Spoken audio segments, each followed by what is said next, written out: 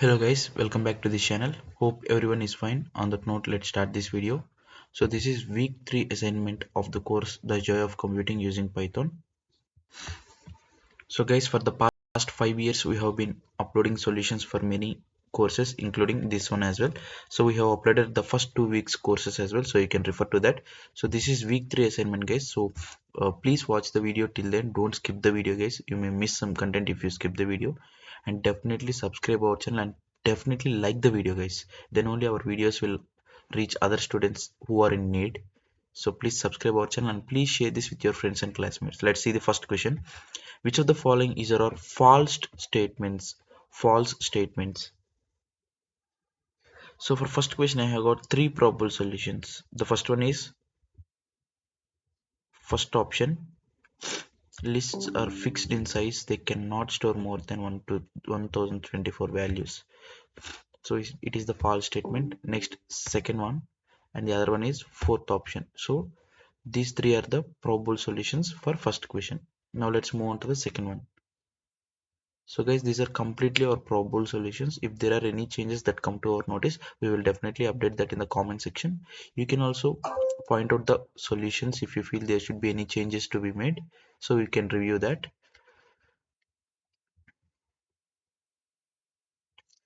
So they have given a code here in the below code. So this is that code.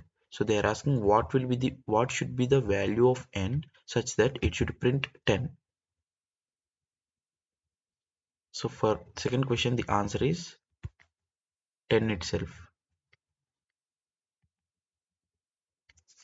So mark, you can type the value 1 0 10, right? Now let's move on to the third question.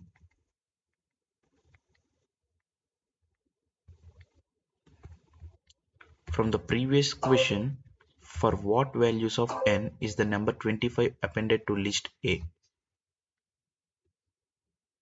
So for third question I have got two probable solutions guys. The first one is fourth option 32 and the other one is 35. So guys, here whenever the n value is greater than or equal to 26 according to the code, that will append 25 to the list. So greater than 25, only two options. So the last two options. Next, fourth one.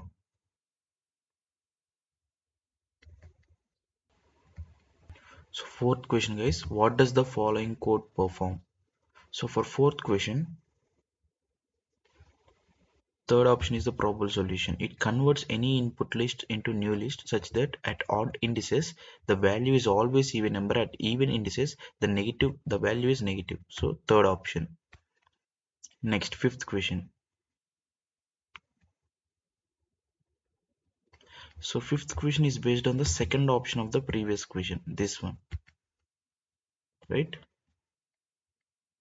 So is incorrect. If it is incorrect, can you make changes to the code? Yes, we can make changes. So mark third option as the probable solution for fifth question. Now let's move on to the sixth one. So before getting into the sixth question, I want to make a small announcement. So that is regarding exam preparation MCQs. So for the course The Joy of Computing Using Python, we have collected past NPTEL assignment questions. Here you will get a huge number of 125 MCQs guys in a Google Drive PDF restricted link. 125 MCQs for one person, it is 150 rupees.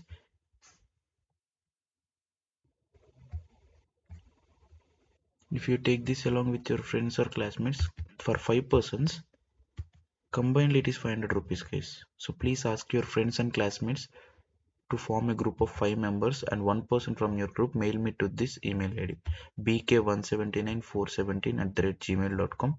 So this is the mail id. So for one person it is 150 guys, for 5 persons combinedly 500. So you can save a more cost, more money if you take it combinedly. So please share this news with your friends and classmates in your WhatsApp unofficial college student groups. So this is the thing guys. So you'll get a Google Drive PDF restricted link. Such option is available, and you can have the access or the validity till the exam results publishing day guys. So this is the mail id bk179417@gmail.com. Already many students have taken our pack, guys. So take it now itself. So for one person it is 150, for 5 persons combinedly 500. So please share this with your friends and classmates. You will get total of 125 MCQs in a Google Drive PDF restricted link. So that's it, guys. Now let's get back to the solutions. So sixth question, if file.txt exists, so if the file with name file.txt exists, does the code successfully run? So the given code. So the answer is yes, guys. Next, moving on to the seventh one.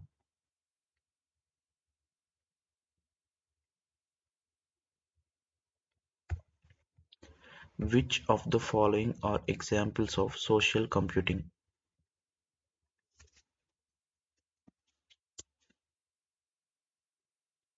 So for seventh question, I've got three probable solutions.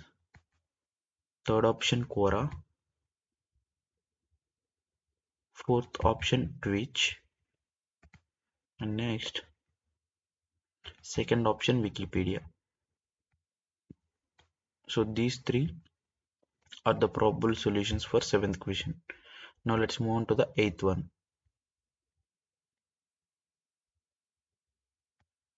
So what does the following code print for n equals 256? So this is the code they're asking for. What will this print for the value n equals 256? So when I did this in my compiler, I have got the answer as this one, guys. So this statement.